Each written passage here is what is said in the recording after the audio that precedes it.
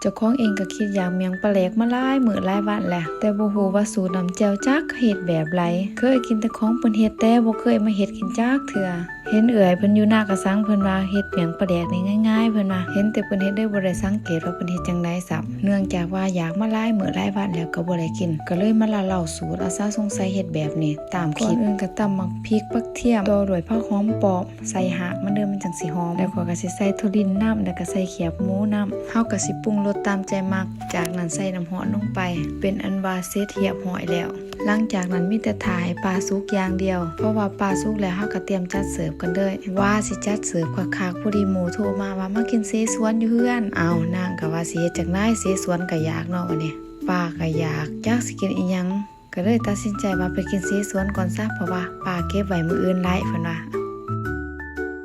เอามาเว้าเรื่องปลาต่อปลาก็มีแต่หัวเลยเพราะว่าปิ้งเทื่อละครึ่งเพราะว่าหมอปิ้งอยู่เฮือนของเฮาก็น้อยแท้ๆก็เลยปิ้งหลายเทื่อละครึ่ง